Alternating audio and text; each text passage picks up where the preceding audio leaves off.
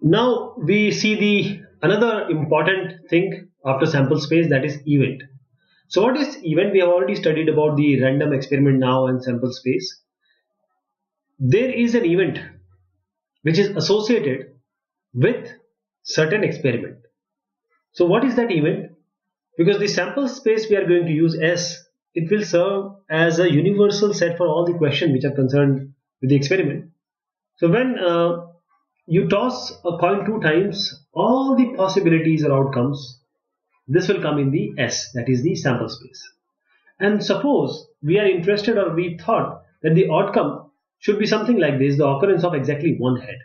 So HTTH, only one head is HTTH, because this has two head, this has two tail. No one head. One head is in between.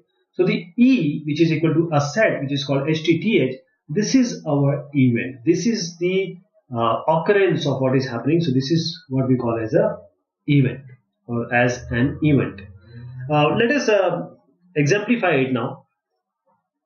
We are aware that this set E, event, is actually the subset of sample spaces. How? We'll describe certain events and we'll see the corresponding subsets of S. S you have known now. This is your S. So just consider this in your mind, this one.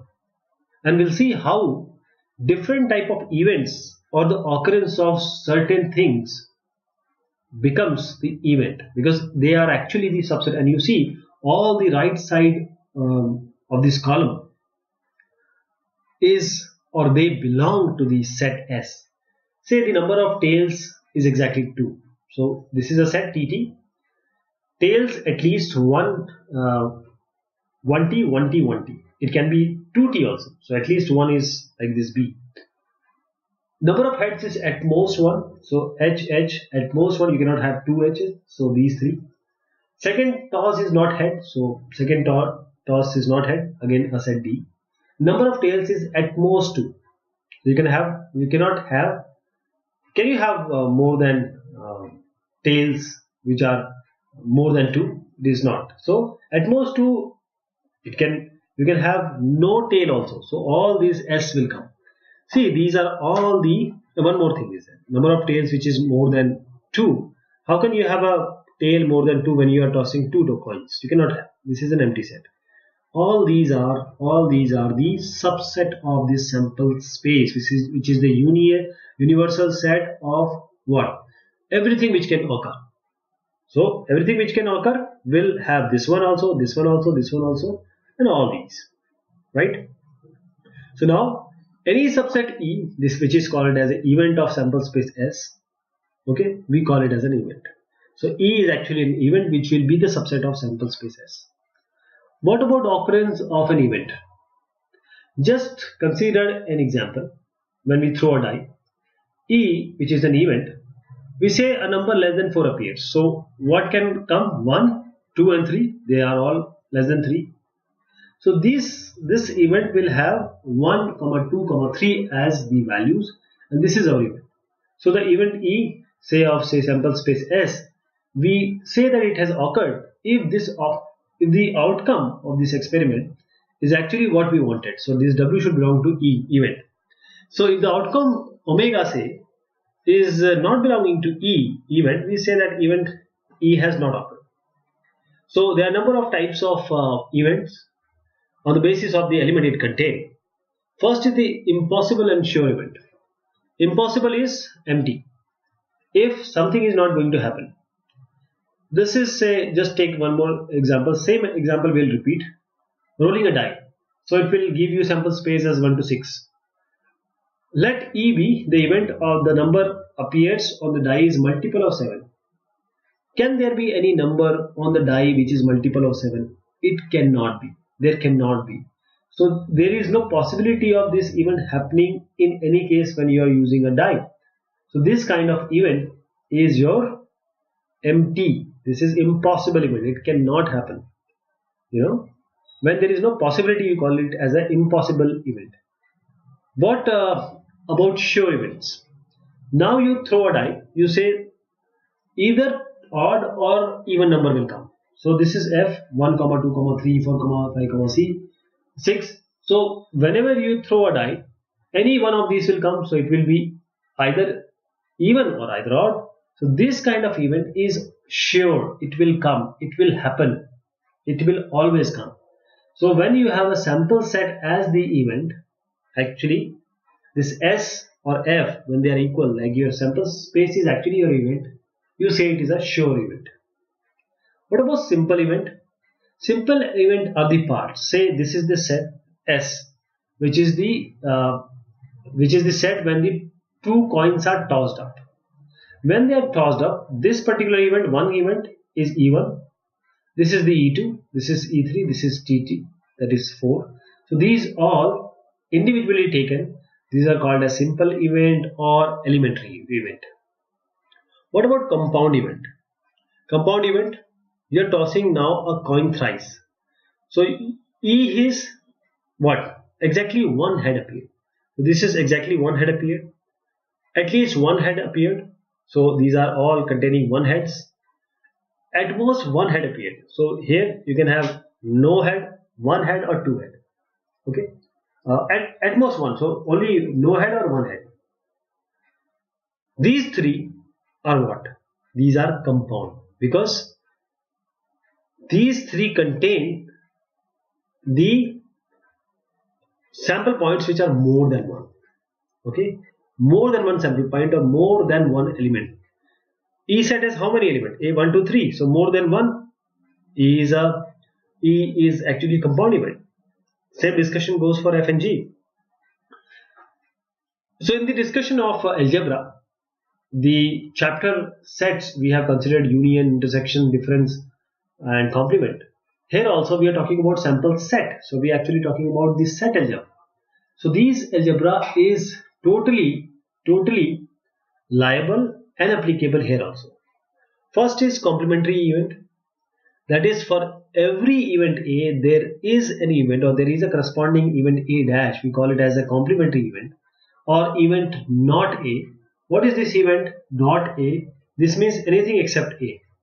So if this is a sample space and this is your A, you are saying this is the event only one tail appears. If you want to find out A dash or not A, just remove HTH means this one, HHT means this one, and THH means this one. These three you remove, this S will become the complement of A. Anything other than A in the sample set will become the complement. So A dash is this. So you can easily find out this A dash by subtracting A from S. We'll see subtraction just now. What about event A or B? Event A or B, just recall the union of two set A and B, A union B.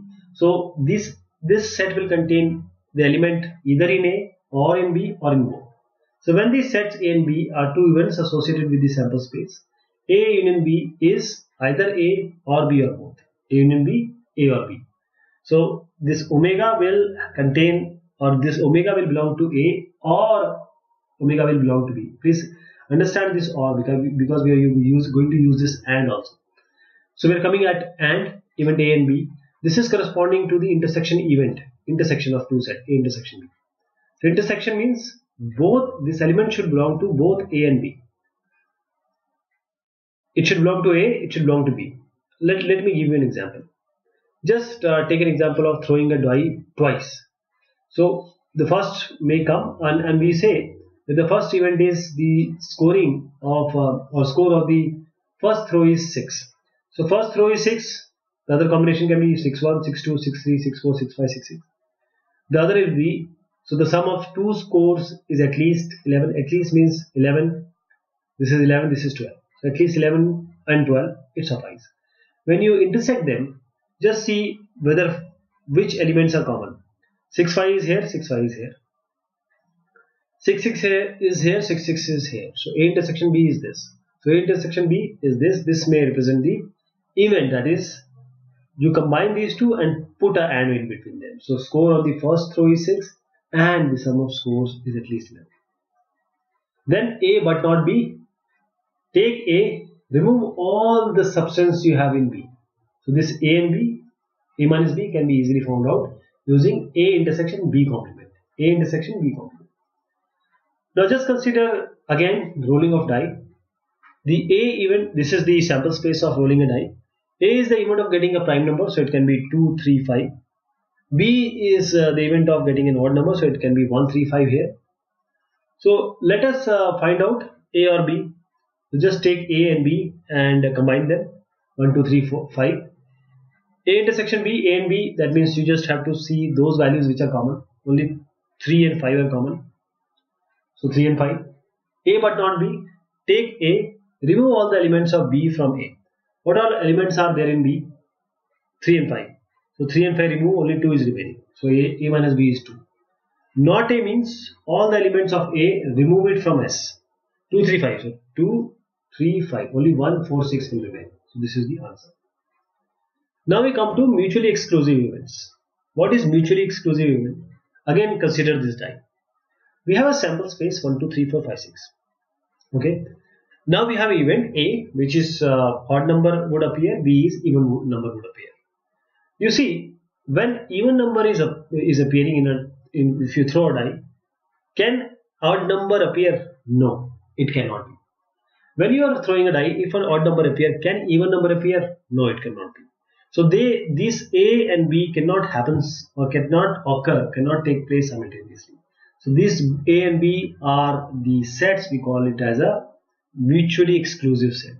If these two sets have intersection as empty, there is no intersection point, these are disjoint set, we call them as mutually exclusive set. Okay. Let us take one more example. A is an odd number would appear, and B is the number less than 4 appear. So odd number is 1, 3, 5 and less than 4 is 1, 2, 3. So if this A can happen, B can also happen, because you see this 3 and 3 are common, 1 and 1 are common. So the intersection of these two sets is not empty. So these A and B are not mutually exclusive events. So simple events, if you take single event, they are mutually exclusive. What about exhaustive event? Again, throwing a die, you have sample space as this. So A is the number less than 4. So 1, 2, 3 is the answer. Number greater than 2 but less than 5 appears. So 3 and 4 would be the case. Number greater than 4 would appear. That means 5 and 6. Okay. Now you combine these A, B and C. When you union them, you will get sample space. So these sets are called exhaustive sets. When you combine different sets and it gives you the actual set, that is the sample space, this will be your exhaustive events. Combine E1 to En, you will get the exhaustive events. But what about mutually exclusive and exhaustive? Mutually exclusive and exhaustive means the pairwise the event should be pairwise disjoint, or pairwise if you combine them or you intersect them, it should give you empty. And when you combine all them or take union of all of them, you get the actual sample space. So they are then mutually exclusive and exhaustive events. Let us take example. 2 dice are thrown and some of the numbers which come up on the dice is noted. This is the A set. This is the sample space actually. So the sum is even. So all these 1, 1, 1 plus 3 is even, 5 plus 5. All these this will come in A. B, sum is the multiple of 3. Say any value you take, 5 plus 1 is 6. So it is a multiple of 3.